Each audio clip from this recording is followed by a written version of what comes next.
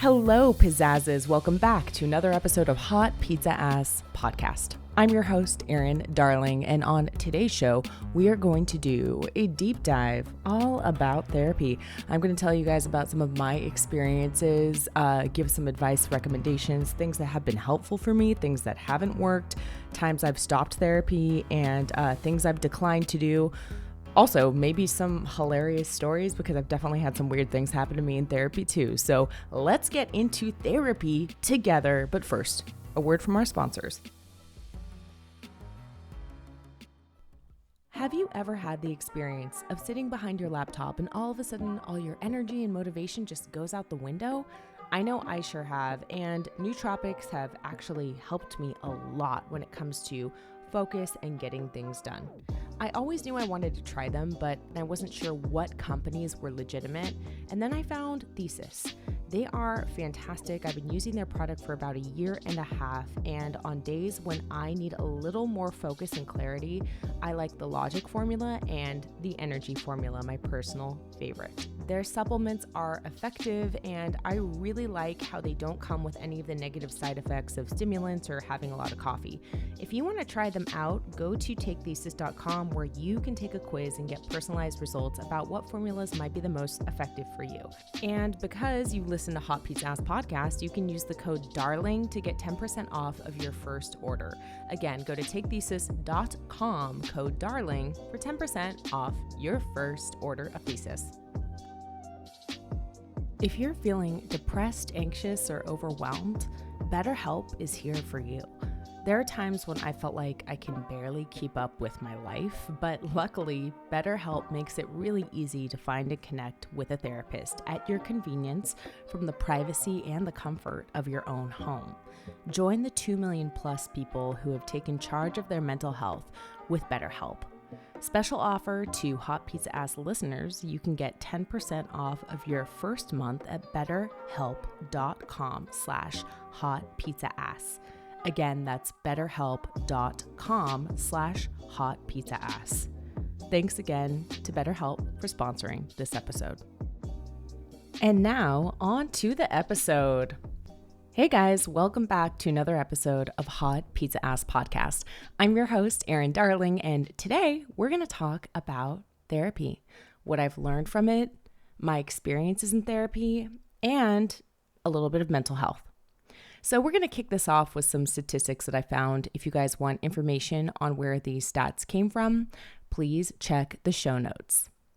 In any given year, 1 in 5 employed adults in the U.S. experiences a mental health issue, including depression, anxiety, and insomnia.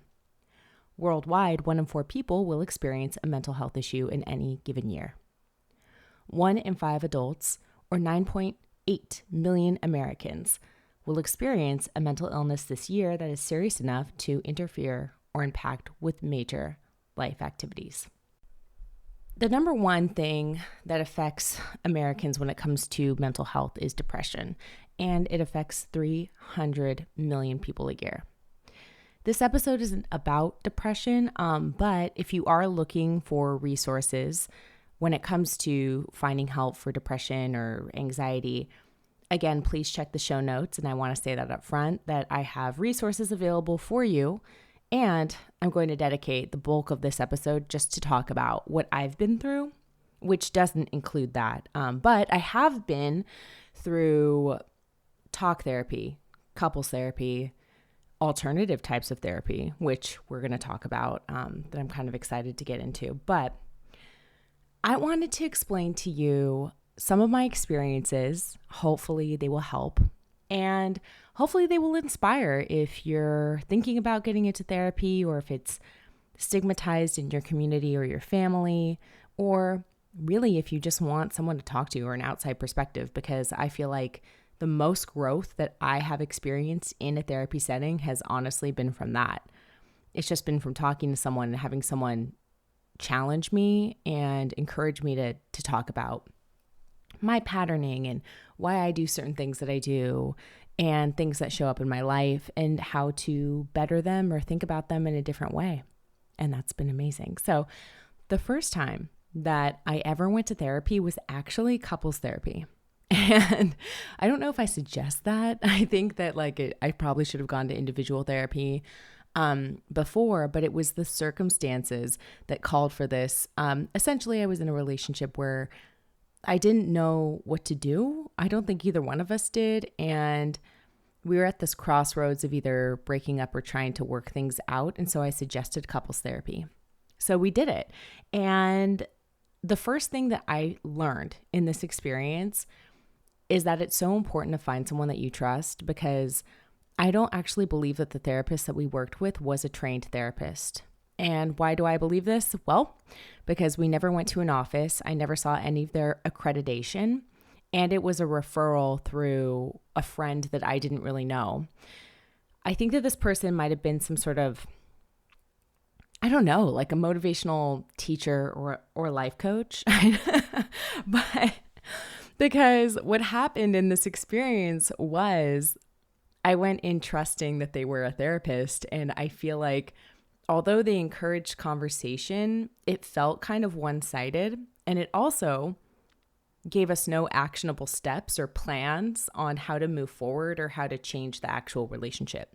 So to me, I thought that was really strange. And of course, because I'd never been to therapy on my own, I thought, okay, maybe this is normal. And there was another part of my brain that was thinking, well, this is not really what I've seen in TV and movies. Like, that's all I knew about therapy to that point. I was like, it feels like all depictions of couples therapy I've seen in media, this experience seems to be more equitable and fair. Like, both parties are getting a shot to say what they want, and both parties are being heard, and that the therapy itself is geared toward finding some sort of mediation to a shared problem. And that wasn't the experience that we had at all. So after a couple of sessions with this person, I felt like there wasn't any actual progress. And I asked if I could find a different therapist. And this is my suggestion when it comes back to finding someone that you trust. It's really easy to find therapists. Depending on what type of insurance you have, sometimes your insurance or your primary care doctor can select people or suggest people for you. But like any other doctor, there are ways to look at who this doctor is, where they went to school, what their patients have to say about them. And one of the easiest ways to do this is on Yelp. I mean, of course, Google can give you a lot of suggestions too, where you can read about the people. And there's a lot of medical websites that list people's accreditations and background and what they specialize in. But I like Yelp because I feel like people are just so gangster on Yelp. Like, people don't give a fuck on Yelp. They will tell you exactly what they think. They will drag people. They keep it real. And I kind of appreciate that, because if you're going to be spending your money, if you don't have insurance that's going to do a copay for you or that covers your anything mental illness related or mental health related, then you're paying out of pocket, and you want to make sure that it's someone who at least has a couple of positive ratings, right? I mean, I know everyone has their own way of filtering through businesses that they would like to support, even restaurants that they would want to support or go to or try for the first time, depending on what other people say and references, which is essentially Yelp is a user experience reference app. And there's so many ways to look up doctors, but what I did was, when we were looking for a second doctor, because I felt like the first doctor wasn't really effective, I found someone and I chose them based on their background. I knew that they went to Yale. They, they specialized in some of the things that I knew or I thought were affecting the relationship. And I felt like that was really healthy for us. And I actually liked the second therapist a lot more than the first one. But unfortunately, we only did one session and then the relationship expired. So we didn't have the opportunity to go there together anymore. But I went to that therapist alone, which was also incredibly helpful. Because after I got out of that relationship, I did have a lot of questions, and I feel like it's one of the relationships where I was really challenged a lot, and there was a lot of pieces to it that I didn't see until I was out of it. which is kind of how a lot of relationships go. And whether you look at your past relationships positively or negatively, I think no matter what, you're going to end up thinking about them. And you might be like, yes, that was a great growing experience and it was a positive experience in general. Or you might look back and think to yourself, wow, I let a lot slide there, that maybe my boundaries were compromised, or I could do something better moving forward. I could, handle myself a little bit better, or handle the relationship a little more gently, or express myself. Maybe I wasn't like always telling the other person exactly what I wanted, and that got us into this trouble, or blah, blah, blah. There are so many ways to look at your past relationships, and it was helpful for me to continue therapy with the therapist that we saw once together, because he got to see a small glimpse of what was going on in the relationship. So it was kind of very validating for me, because I finally felt like I had someone else that could kind of understand what I was going through, and actually, met the person in person. And it wasn't just my side of the story. Because that's another thing I want to say. My second point about therapy is you are going to get results based on how honest you are. And I know you guys, I know you have good hearts, but I think we all have this storybook narrator in our heads that has this version of us and this version of what we've gone through. And maybe we even want to protect ourselves, even though the therapist is there to help you and you're hiring them, like they don't know you. But maybe you want to present a certain image of yourself, or tell half truths, or make the other person involved in whatever situation you're working through in therapy look like the bad guy. But you're only going to get out of therapy what you put in. And if you want honest growth, you need to give honest truth. You really, really do. And I feel like in my experiences where I have done the best in therapy, it always came down to me going to these areas of my life, these corners of my life that I don't always feel comfortable exploring or talking about. For example, I had a therapist that I was working with who was my favorite therapist. And I think we were working together for about 6 months. And we had to talk about a lot of insecurities that I've had. I had to come clean about some of my body image issues, which I've talked about in this podcast. If you are interested in listening to that, go back and listen to the first couple of episodes of Hot Pizza Ass podcast. And also, I had to examine some of my family relationships, which is really interesting because I think very positively of my family, and I don't blame them for anything. And I know that they've done absolutely everything to help me become who I am today and to give me opportunities. But that doesn't mean that there's not certain things that may have happened that shaped your worldview or your paradigm or your values. And a lot of growing up is finding out and determining whether or not those values align with where you want to go in life. And sometimes they don't. And that doesn't make anyone a bad guy. But I think in my experience, this therapist really encouraged me to go deeper and would do this thing that made me feel so uncomfortable, where I would say a sentence and then they would pause and, not say anything and kind of encourage me to go a little bit deeper, to keep talking, to see what comes up. And then they would ask certain questions that would encourage me to maybe say things that they thought, that the therapist thought that I was alluding to or maybe passively talking about, and encourage me to get more specific about some of my experiences and to talk about the connections that might have made to where I am now. And to me, that was so fascinating. I'd never worked with a therapist that had done that before, probably because up until that point, my primary therapy was couples therapy. So I'm really, really grateful to that therapist. I can say that I think that this person genuinely helped me improve as a person and helped me create situations in my life where I had better boundaries and I was more comfortable expressing myself. And the reason why I was more comfortable expressing myself is because I didn't believe that my self-worth was tied into any of this. I think one of the best gifts that a great therapist can help you with is recognizing that your self-worth isn't tied into money or success or prestige or who you're dating. Your self-worth really does have to come from within. People say this all the time. Podcasters say this all the time. I've said this multiple times on the podcast as well. But sometimes you need to get to that conclusion on your own. You need to do the work and you need to get there on your own. And hearing other people tell you this over and over again is a lot different than getting there on your own. A good therapist can help you do that. So as you guys know, this podcast, I've been working with BetterHelp for a while. And I'm never going to have a sponsor on this podcast with a product that I don't use. So right now I do go to therapy using BetterHelp. And it's the first time I've done phone therapy.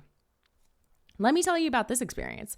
I am having a great time doing phone therapy because it doesn't take extra time out of my day with driving. It encourages me to actually not cancel more. I found that when I would have to go into an office for therapy, which is great because I love being face-to-face with someone and I would love to go back to that type of therapy eventually. I'm sure that I will at some point in my life. But doing it over the phone encourages me to stay on a schedule in a more precise type of way because I never feel like, I have to drive to, 30 minutes out of my way, sit down therapy, find parking, and then drive back. It never feels like threatening to my schedule. So I always keep those appointments. I think I've only had to reschedule once, and that's because a really close friend of mine had a theater debut that I really wanted to be there for, so I rescheduled therapy once. But other than that, I've been able to be pretty consistent with this therapist. And the thing that I like about this therapist, and every therapist is different, by the way, so you're going to have to do some trial and error, just see who you like and who you trust. But the one that I'm working with now is great because she is so encouraging and has helped me set some boundaries that I didn't know that I even needed, that I feel like have been really instrumental in healing with some of the things that I'm going through or things that I've gone through over the last couple of months that have been pretty traumatic for me. And if you've listened to this podcast, you know, because frequently when I do solo episodes, I do talk about things that I've been through. And I've talked about everything on this podcast, from body image to going through breakups to grief, losing family members. And of course, I've done a lot of content about the pandemic, which I think is something that affects a lot of people and will continue to affect a lot of us. And I think it's probably more traumatic in ways that we don't even recognize. I don't think that a lot of people are giving ourselves enough credit for the strength that we've shown in a really, really scary and unpredictable time, which I don't think has been good for anyone's mental health. Unless you really, really love solitude. Which some people do, but I think there's a limit. There's a limit to how much solitude most people like, right? I think our relationships have been tested, and maybe even you've lost people. I know I have. I feel like my life has changed a lot, and the person that I was a couple years ago is pretty different than the person that I am now. And that's why I'm really grateful that I'm back in therapy and that I have someone that has been able to help me a little bit during this period of time of my life. It's been a huge growing experience. So I also want to talk to you guys about times that I didn't do therapy or times that I stopped therapy. Because of course, not all therapy experiences are great. And like I said before, you're going to have to find the person and the type of therapy that works for you. When I stopped seeing my last therapist right before the pandemic, who is the one that I told you about that I had a lot of growth with, when we decided to take a few months off, actually at his encouragement, which we'll pause right here and I'll tell you the story. I remember that the last session that I saw him, it was the end of 2019. And a lot of the things that I was going through at the time, or a lot of the problems, the things I would come in and talk to the therapist about, ended up resolving themselves. And I stood up for myself. I created stronger boundaries, and I was in a really positive place, even though my life wasn't by any means completely figured out. And I remember at the end of that session, the therapist said, listen, I feel like you're actually doing really great. I'm so proud of you. And I feel like you could take a break from this for a couple of months. And I remember walking out of that session feeling like I was floating on air, because we don't give each other enough credit. We don't give ourselves enough credit constantly, especially for things like therapy, right? Because it's not like there's any productivity award attached to that. You completing therapy or taking care of your mental health, people aren't like, oh, great, we'll give you a bonus for that. Gold star. So you really do have to give yourself the gold star and celebrate yourself for the little wins like that. So when this guy said, I feel like you can take some time off if you want, I felt so incredible. Like I had really done something great for me. And at the end of the session, he says, but if you are interested in continuing therapy and you want to see someone else, I would like to make a suggestion to someone who is an eating disorder therapist or disordered eating therapist. And I even talked with this person on the phone, and I accepted the referral at first. But I spent some time thinking about it after learning what this therapy would entail, and I ultimately ended up declining because I felt like the things I've gone through in my past, body image issues and weird eating patterns and counting calories and tracking things like that, like exercise and activity, and flipping out about having half a tablespoon of olive oil in my salad, like just being way too obsessive. Those are all patterns that I don't do anymore. Those are things that kind of don't have a place in my life anymore. And even though it is part of my story, I'm happy with it being in the past. I don't feel like it's really affecting my life in a day-to-day sense. And I felt like going to therapy and talking about it would actually re-traumatize me, and it probably wouldn't be healthy for me at this point in time. My third point about therapy is sometimes it can be re-traumatizing. And if you are too close to a situation that you can't even think about or talk about with having a panic attack, and of course, there are so many reasons why this might be the case, don't pressure yourself to get into therapy right away. It's okay. There are certain books that I couldn't read at certain times in my life because I don't think I could get through a page without freaking out emotionally. And that's okay. Like, I knew I could come back to it. You can always come back to therapy. And if there is anything going on where you're feeling really overwhelmed to the point where you need a little bit of space and time, and really time is one of the only things that heals, I would say take it. Don't be afraid to wait. Don't be afraid to dig back into it when you're ready. But both of those things are only things that you can decide, and only things that you yourself know. Alternative types of therapy. If you guys want a really cool episode where I talk about this a lot, go check out the episode with the basic witches, which I'll put in the show notes. That episode, we talk about internal family systems types of therapy. Pretty sure we talk about EMDR. But there's also Reiki, energy healing. And also on this podcast, we've talked about exorcisms. I'll put a link to that episode too. Yeah, there's a lot of different types of therapy you can do. Yeah. My favorite modalities that would be considered alternative are, I love Reiki. Everyone knows this. I have a really good Reiki specialist here in Los Angeles. And the cool thing about Reiki is that it's intuitive healing. So if you've never been to a Reiki session, you basically lay on it's almost like a massage table or some sort of table of some sort. And a practitioner will go and use their hands, and you can feel the heat, and it feels incredible and so weird. And the end of the session, I always end up feeling kind of anxious. And I'm like, is this normal? And my Reiki practitioner goes, yes, every feeling you have is normal. And I'm like, that's such a Reiki thing to say. She's like, yeah. So don't be surprised if you have, more anxiety, or you feel weird, or if you feel euphoric in the next couple of days. I'm like, it literally sounds like she's telling me I could feel any type of emotion. Like, I'll feel some type of way. It could be anything.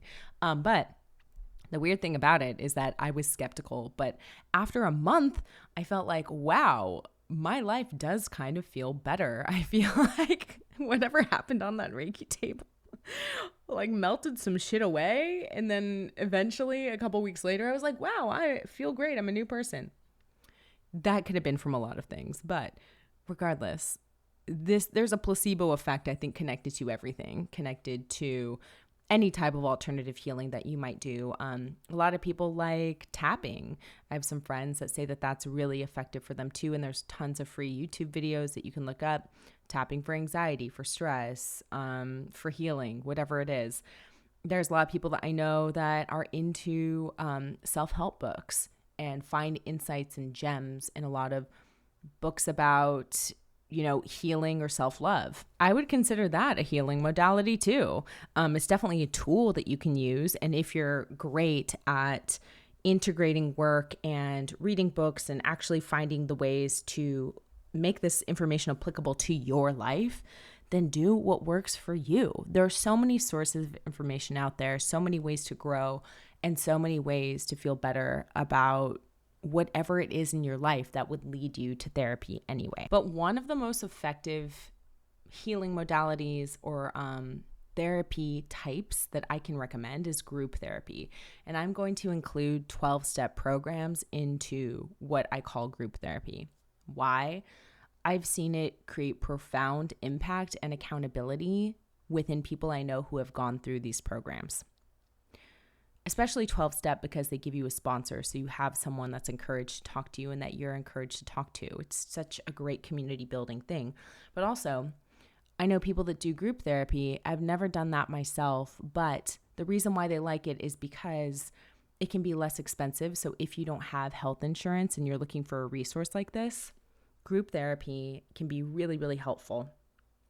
And there's tons of resources in your area if you look this up online. Also, if you are paying out of pocket and your insurance doesn't cover therapy, or if you don't have insurance at all, I highly recommend the Saturday Center, which is a place that I have gone. Sliding scale therapy is what that is, but I know there's a lot of other options for sliding scale, including BetterHelp is also sliding scale.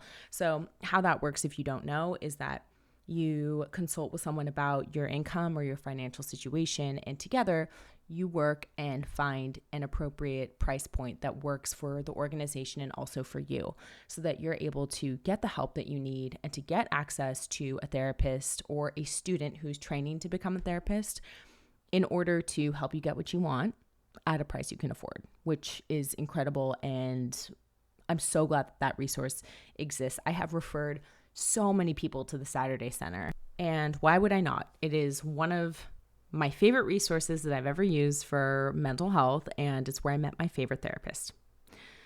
Now we're on the part of the podcast where I'm going to tell you about some of the best things that I've ever received from therapy, the gift of therapy. And I'll say that it is the gift of connection. And to me, connection is the difference between going through your life day to day, addressing things as they come up. Maybe you have goals of what you want to do and you're pursuing them, but I think without taking a good look at your past, it doesn't even have to be like way back. It can be recent back. It can be your adult past. I think if you're not willing to take a look at that, you're doing yourself a little bit of a disservice. I think that we could all improve by looking at our patterning and trying to find ways to genuinely improve, or at least areas that could maybe be weaknesses that you could turn into strengths, or at least ways where you can catch yourself and realize, oh, yeah, that's the version of me I don't want to be anymore, which is the hardest thing to do. That's the hardest thing. That's like the biggest growth piece I think anyone can go through, is catching yourself in the moment. Or I think it's one thing to apologize, but it's another thing to catch yourself as you're doing something and say, you know what, it's not what I want to be doing. Take responsibility. And it wouldn't be an episode of Hot Pizza Ass if I didn't talk about self-love. I think that's another great thing I've received from therapy is acceptance. You really do have to accept your past, yourself, your body.